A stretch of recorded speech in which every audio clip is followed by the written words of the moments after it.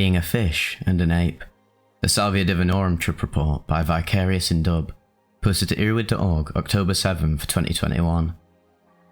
I was completely sober before. No weed, no alcohol. I didn't use any other enhancer, grapefruit juice or likewise. I've weighed out 6 grams of dried leaves. I've rehydrated them for like 5 minutes in lukewarm water, as well as firmly squeezing them out, dividing them into 6 equalish portions, and then sitting down, removing the central vein from the leaves while listening to a lecture by Terence McKenna to lighten me up for this experience. As soon as I finished this process with the first portion, I started chewing it. I really chewed it all down, proper grinding it between my teeth so there's just a very thick juice in my mouth, and went on removing the veins from the rest of my leaves. Once I felt like I properly chewed it all down, maybe for like 10 minutes, I spit it out and started chewing the next ball of 1 gram. From the second portion on, I flavoured it with some honey. Could have done it from the beginning, but it was just after chewing the first portion that I realised I'm going to have to get 5 more down, and let me tell you, it's not the best taste in the world. While chewing the third portion, I started feeling something very subtle. I smoked and vaporised salvia many times before, so it definitely felt vaguely familiar in some sense. After spitting out the fourth and putting in the fifth portion, I turned out the lights, put on some shamanic music and sat on my couch, chewing with my eyes closed the whole time. I started to feel as if my 2 cerebral hemispheres were trying to separate from each other, amounting to the typical zipper feeling. It's like being zipped open in the middle. Every now and then I had an intrusive thought like, "Oh, what are you doing? Getting high?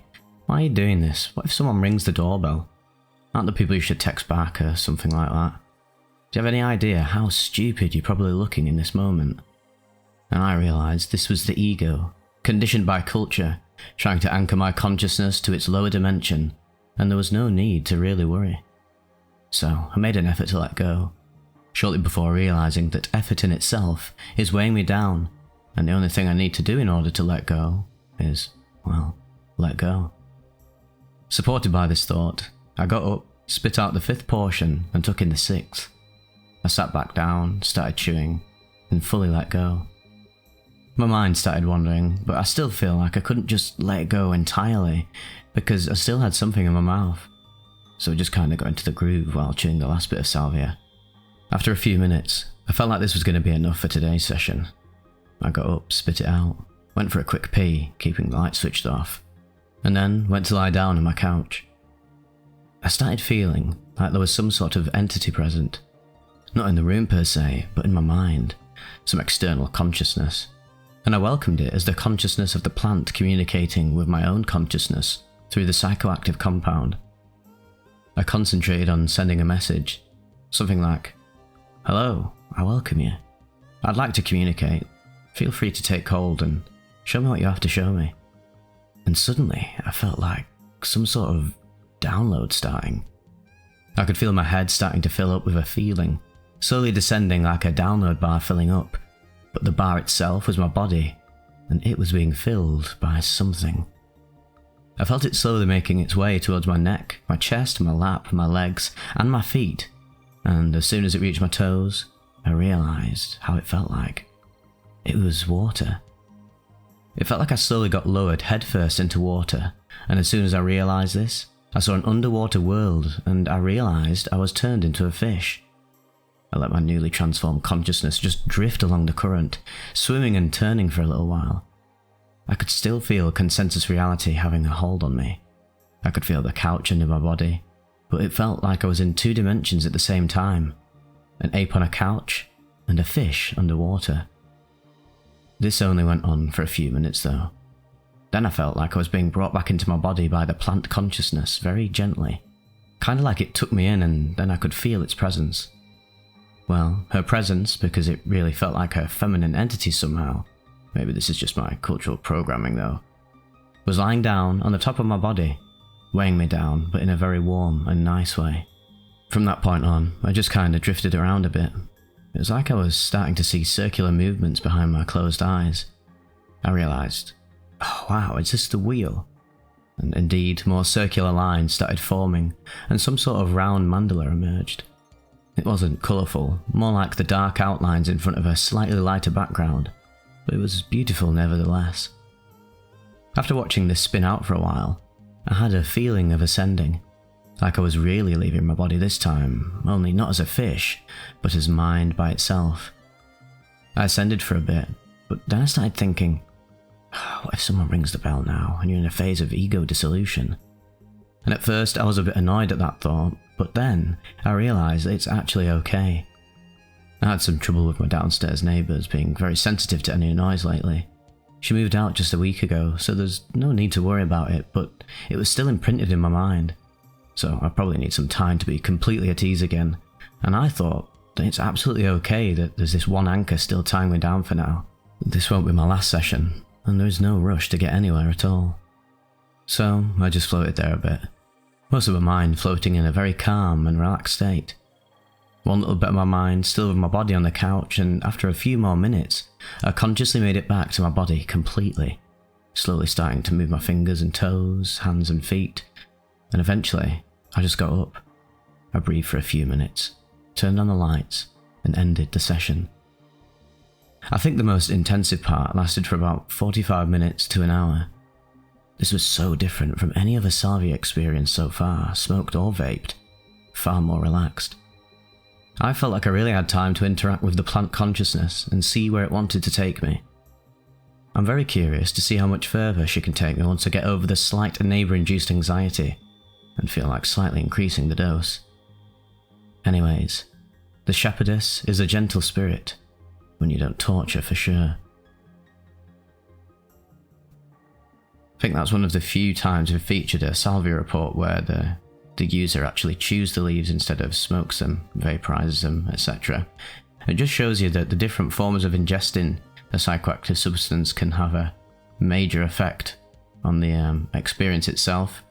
Obviously, the most notorious one for me, I'd say, is the difference between vaporizing, like a dry herb vaporizer for cannabis, combusting it versus ingesting it through, say, like an edible. All three of them routes of administration all feel radically different for me. Smoking a joint makes me feel super paranoid. I literally feel like I'm losing the fucking plot. It's one of my probably my least favourite feeling of all time, along with the cocaine high. That's pretty dreadful. I'm sure there's many worse states of consciousness out there to experience, but for me, those two in terms of substances are the very worst, being super paranoid in either cocaine or cannabis. I mean, cocaine you shouldn't be doing anyway, but obviously I've done it in the past and can tell you just how horrible that is and why I shouldn't do it. But yeah, for me, I really hate the high that cannabis gives me if I smoke a joint. Even if I have like a nano toke, just have a little puff on it, yeah, I just lose my shit. Well, to be fair, if I have a nano toke, as I call it, I don't lose my shit, but I just get too existential and too deep into life, especially when I'm wanting to relax. And sometimes I feel like it's my own consciousness punishing me for, oh yeah, you know that you like weed, and you know that if you felt nice of it right now, you'd probably get back into a habit of it. And I know that subconsciously that's an element of why I want to try it out more, because part of me wants to become a stoner again and just mong out and just get high and have that nice feeling. But in a sense, I know that this is a major distraction from things that I need to do in my life, knuckle down and achieve my life purpose and all the things I want to do. And if I'm a stoner every day and spending all the money on that and just lounging about, then I can't really do those things that I actually want to do in the long term. But when I have a dry herb vaporizer, the Pax Mini that I use now and then, very, very occasionally, like I'm saying, if I bought a 2 gram of bud, I can make that last for like 2 weeks or something, because I literally just have one nice deep inhale when I've let it heat up for quite a bit, and then that's just me done. I'm relaxed, and it's that great feeling that cannabis gives me, but it's so intense and stoning that when I come off it, I'm just like, oh, really don't want to be doing that again for another 24 plus hours. And edibles, they're just on a whole other level. I've had genuine psychedelic experiences with edibles, visuals. I cannot wait for the inevitable comment where someone says, dude, you do know that cannabis isn't a psychedelic, right? And it's like, mate, you don't even realize how deep the rabbit hole goes with cannabis. It is a psychedelic. Honestly, just do a bit of research. Stop being so myopic and closed-minded. just because you've never experienced it doesn't mean it's not possible for you to experience at some point, or for other people to experience. Yes, I can't believe I have to repeat this, but there are people out there who listen to this and they're super dense, and I don't mean that in a rude way, but yeah, there are just some super close-minded people out there who watch the content, and that's just how things roll on here, I guess. But anyway, getting back to the salvia, it's clear that the route of administration, the difference between the chewing, the vaporizing and the smoking, is sort of similar to cannabis in a sense. A lot of these plant-based psychedelics have varying different experiences for you to have based on how you consume them. Obviously, it must be said that it shouldn't be a general rule of thumb that for chewing salvia means it's going to be more relaxed, more dreamlike ethereal experience that's positive, and you can let go and become a fish and become these creatures and live in a different reality and experience states of being that you didn't even think were possible in a positive manner.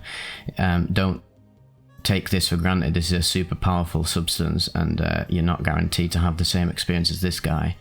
I do air a lot of concern via my Instagram, which you should follow me on, because I give way more tidbits into the psychedelic experience and my own thoughts and just general stuff that I think a lot of people would be interested in, take value from if they just follow me on here. And I talk about a lot on there about how we as a psychonautic community sometimes let ourselves down because we assume that, I'll be completely fine doing this. I've had DMT experiences where I'm with entities and they've done like metaphysical surgery on my brain and my soul, and I've had 5 of my DMT. I've realized, God, I can do it all. And this is sort of the ego backlash, solidifying and clouding your judgment. And then you take salvia, you chew it, thinking, I'll be fine. I read this trip report where it said it's the better route of administration. Obviously they don't realize for him, and obviously not in a general sense. It might be in a general sense. On average, it might generally produce more pleasurable salvia effects, but you just don't know how it's going to be for you.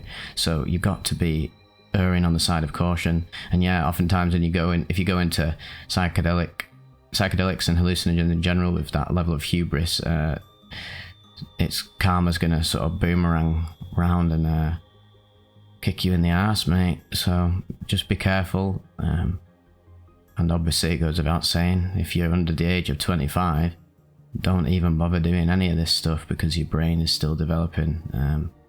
You want to leave psychedelics and this mystical stuff till a point in your life when you're all sorted, your brain's developed, you've got your foundation set. Because as I've said many a times, and I know people are probably very sick, and someone listening to this right now, will Vivec just stop going on about this? I'm tired of it, lad. But yeah, it's worth saying once again that you should treat these substances with the respect they deserve, and if you do, they'll probably treat you with the respect that you deserve for respecting them. It's a symbiosis. But yeah, just be careful, guys. This is some super serious, profound stuff. You don't want to derail your life by being addicted to mystical states and psychedelics all the time. Please just be careful and don't do anything silly. But for all of you who are super wise, conscious, mature psychonauts, big ups to you. Massive kudos for your clarity of mind and seriousness about this stuff. Anyway, hope you enjoyed another Salvia report, and they're my favourite to read out by far, and I know a lot of you love them as well, so yep. Adios, and see you on the other side.